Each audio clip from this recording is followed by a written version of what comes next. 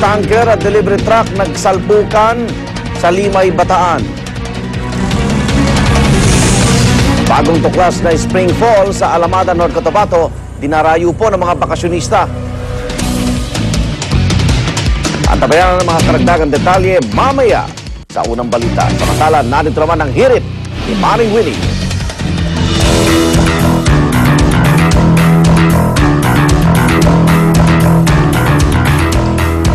Mga kapuso, mahigit 4,000 delegato mula sa mahigit 60 bansa ang nasa Pilipinas po ngayon para sa taunang pagpupulong ng Asian Development Bank o ADB Board of Governors. Sa nasabing pagpupulong, tatalakayin ng mga polisiya para lalo pa raw makatulong sa mga bansang miyembro nito, kabilang na ang Pilipinas.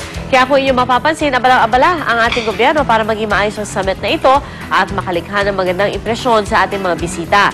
Pero ang tanong ng karaniwang Pinoy, makikinabang nga ba tayo sa pagpupulong na ito? Yan po ang pag-uusapan natin kasama si Professor Winnie Monsod. Good morning, Tita Winnie. Good morning, Pia. Good morning, mga kapuso. Siyempre naman makikinabang tayo. Pag dadating ng 4,300 delegates kuno, hindi ko alam kung delegates yan mismo because that means that's about 67 members for each delegation kasi merong 48 member countries tayo in the region, tapos meron pang 19, I think, 19 in the outside of the region, mga Denmark, etc. 67 countries ang miyembro ng ADB, mga kapuso. So if there's 4,300, ang sinasabi na sa newspapers, that means each delegation is about 67 strong. Hindi ko alam kung kasama mga wives dyan, pero palagay ko hindi eh.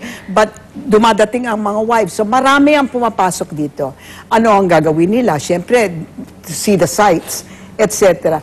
Importante mga kapuso ang impression na makukuha nila because you know, tayong mga Filipino, we're so warm and giving, that's going to give a good impression.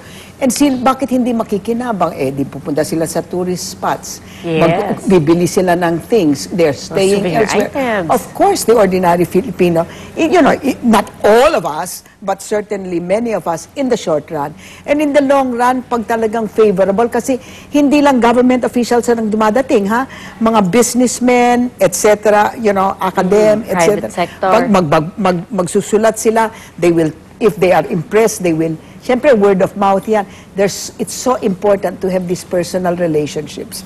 So it is really a good opportunity for the Philippines. Let's make sure we're not going to flub it. Because it's been 10 years since the last time that tayo ang naging host. Okay. Welcome na po yan. Makakausap na natin po sa telepono si Secretary Cesar Purisima ng Department of Finance. Good morning, Secretary Purisima. Secretary? Alright, mukhang wala pa sa ating linya si Secretary. But we've seen the footage na Tita Winnie na talagang medyo abala-abala sila. But usually, ano ho ba yung mga pinag-uusapan dun sa mga pulong na yun? You know, that's every year yan.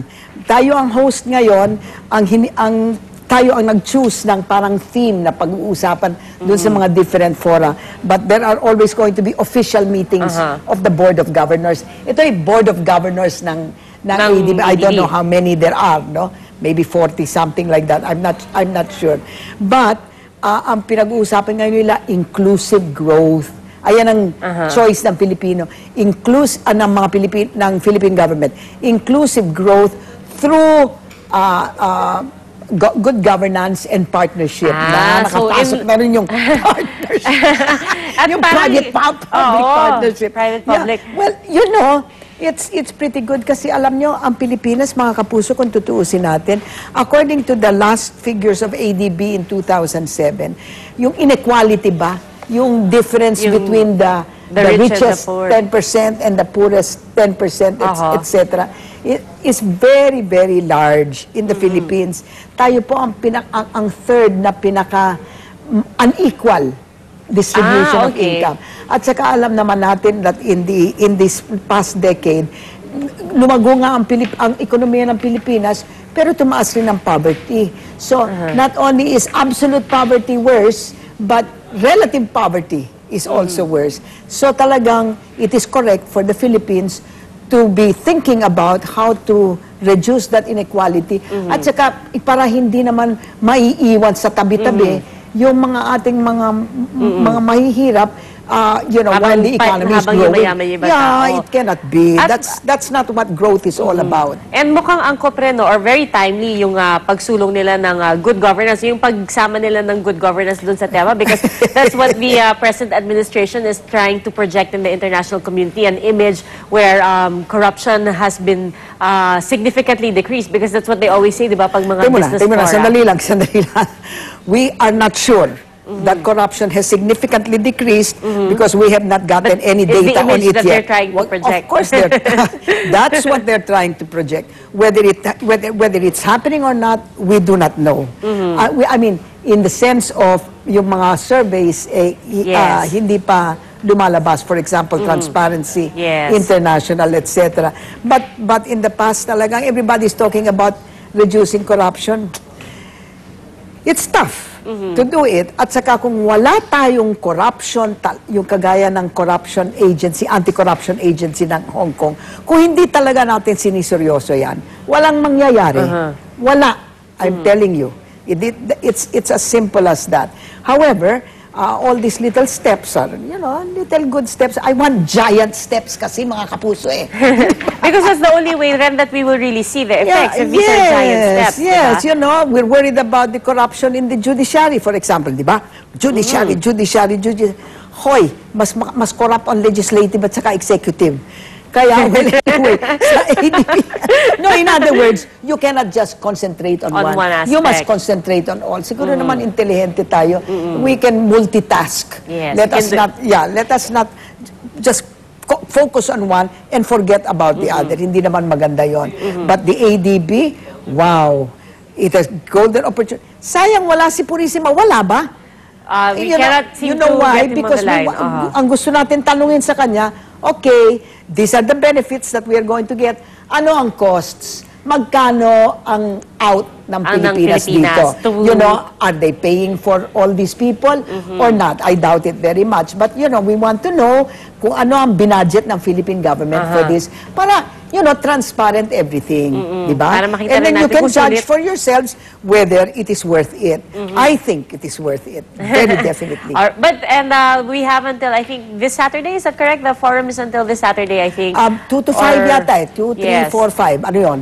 That would be Saturday Gumaganon nga pa ata. ako. Yes, Saturday.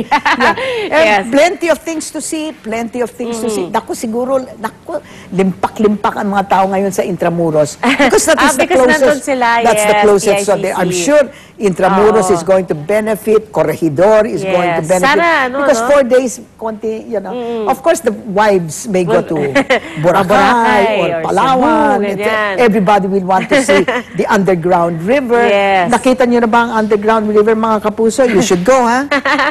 Habang summer pa, di ba? Of course. Huwag maging dayuhan sa sariling bansa. Well, Tita Winnie, thank you so much again. Thank Okay. you. At abangan natin. Have a nice day. Mamaya po sa unang balita, susubukan po natin ulit na makapanayam si Secretary Cesar Purisima ng Department of Finance. Samantala, ngayon po, oras na para sa unang balita.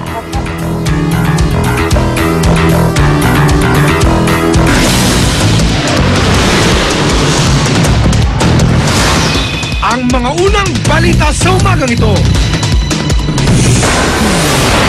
Pagbangga ng motorsiklo sa isang nakaparadang kotse sa Taguig.